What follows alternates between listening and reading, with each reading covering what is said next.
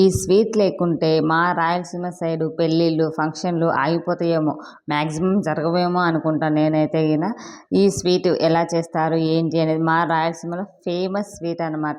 ఈ పాయసం వచ్చేసి ఈ పాయసాన్ని శనగబేళ్ళ పాయసం అని కూడా అంటారు. చాలామంది డిఫరెంట్ డిఫరెంట్ నేమ్స్ అయితే పిలుస్తారు. కంపల్సరిగా మా రాయలసీమ పెళ్ళిళ్ళల్లో ఈ పాయసం అయితే ఉండాల్సిందే.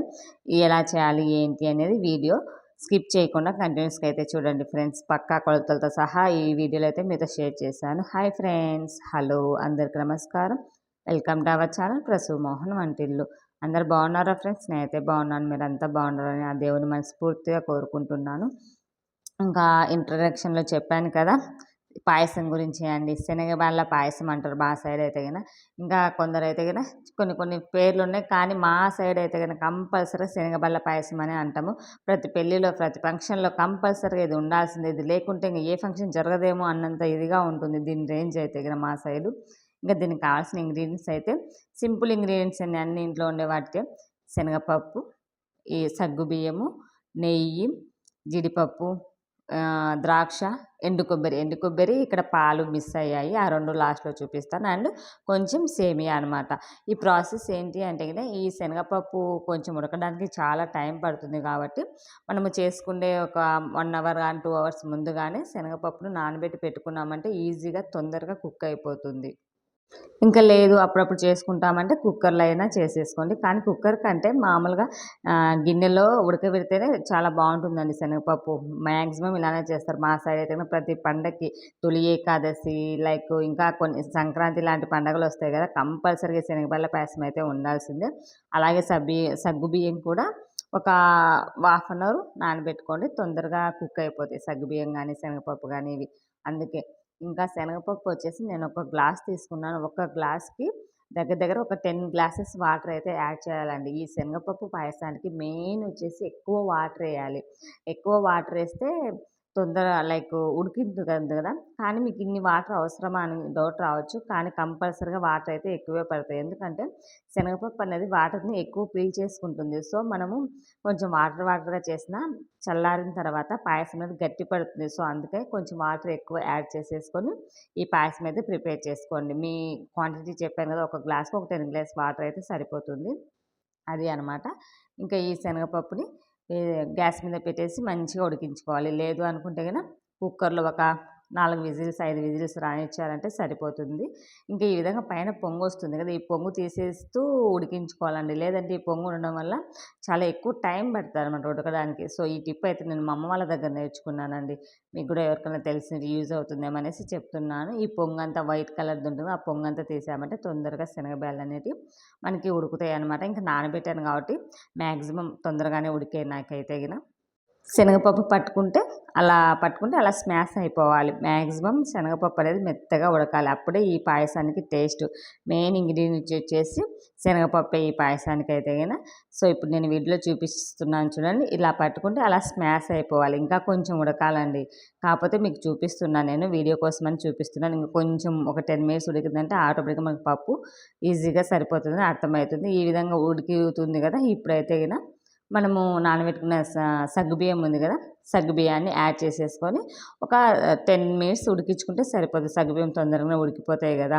లేదు అనుకుంటే కదా సగ్గుబియ్యాన్ని సపరేట్గా కూడా ఉడికించి దీంట్లో యాడ్ చేసుకోవచ్చు. బట్ నేనైతే ఇలానే చేసేస్తాను, సపరేట్గా అయితే ఎందుకులే అనేసి ఈ విధంగానే చేసేస్తూ ఉంటాను.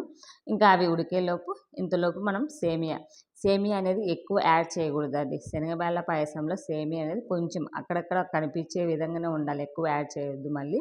అప్పుడే దీనికి శనగబేళ్ళ పాయసానికి మెయిన్ ఇది అనమాట.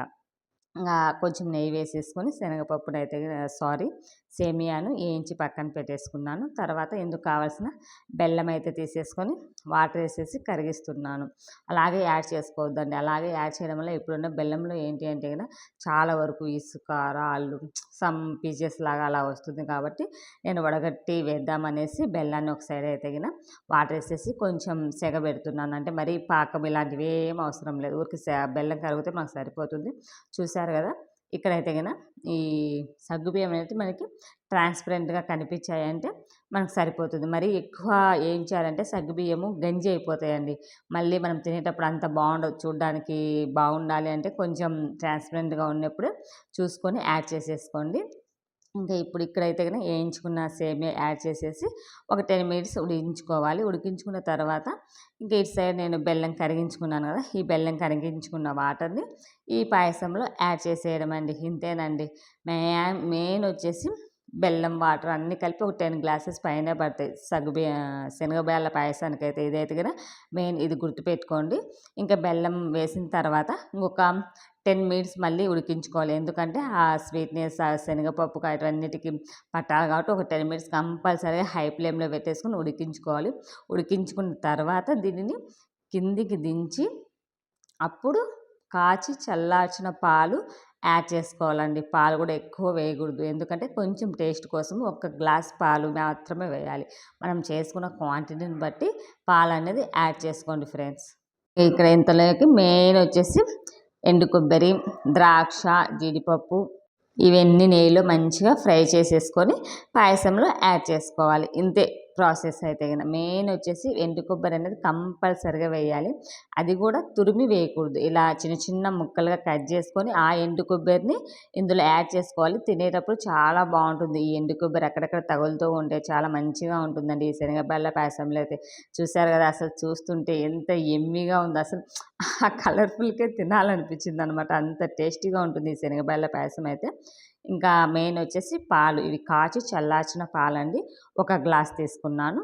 అది కూడా గ్యాస్ బంద్ చేసేసి పాయసం కింద దించిన ఒక 10 మినిట్స్ తర్వాత ఈ పాలనేది యాడ్ చేయండి. లేదంటే పాలు ఇరిగిపోతాయండి. అలాగే యాడ్ చేసామంటే ఇరిగిపోయే ఛాన్సెస్ చాలా ఎక్కువ. ఎక్కువ కాదు అసలు ఇరిగిపోతాయి అనమాట. బెల్లంలో పాలు వేయడం వల్ల ఇరిగిపోతాయి. సో, అందుకే ఈ ప్రాసెస్‌ని స్టవ్ దించేసి కింద పెట్టేసిన తర్వాత చేస్తారు ఈ ప్రాసెస్ అయితే గన. మరి పాలు ఎక్కువ వేయొద్దండి. తక్కువ క్వాంటిటీలోనే యాడ్ చేసుకోవాలి. అప్పుడే ఈ పాయసానికి టేస్ట్ అనేది ఉంటుంది.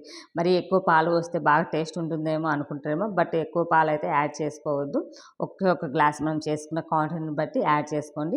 ఇంక ఈ విధంగా పాలు వేసి కలిపేసుకున్న తర్వాత మనం నెయ్యిలో వేయించుకున్న డ్రై ఫ్రూట్స్, కొబ్బరి ఉంటుంది కదా! కొబ్బరి అయితే అస్సలు మర్చిపోవద్దు. కంపల్సరీగా కొబ్బరి అనేది యాడ్ చేయాలి ఈ పాయసానికి. అప్పుడే మనకి ఈ పాయసం చాలా బాగుంటుంది. ఇంకా ఈ విధంగా చేసేసుకొని సర్వ్ చేసేసుకోవడం ఫ్రెండ్స్. ఎంతో టేస్టీగా ఉండే రాయలసీమ స్పెషల్ పెళ్ళిళ్ళ శనగబెల్ల పాయసం అయితే రెడీ అయిపోయిందనమాట. సో, ఎంతమందికి తెలుసు ఈ రాయలసీమ సైడ్ ఈ శనగబెల్ల పాయసం అనేది నాతో కామెంట్ బాక్స్‌లో కామెంట్ చేయడం మర్చిపోవద్దు. అలాగే ఎంతమంది టేస్ట్ చేశారు, ఎంతమంది చూశారు, ఏంటి అనేది కంపల్సరీగా షేర్ చేసుకోండి. ఎక్కడి నుంచి చూస్తున్నారు అనేది కూడా నాకు కూడా అర్థమవుతుంది కదా! మా రాయలసీమ సైడ్ అయితే ఫేమస్ అనమాట ఈ పాయసం అనేది. సో, కంపల్సరీగా ప్రతి ఏకాదశికి, సంక్రాంతికి ఇలా కొన్ని ఫెస్టివల్స్ కూడా బాగా చేస్తారండి ఈ పాయసాన్ని అయితే. నేనైతే గన ఆ రోజు పాయసం చేశాను.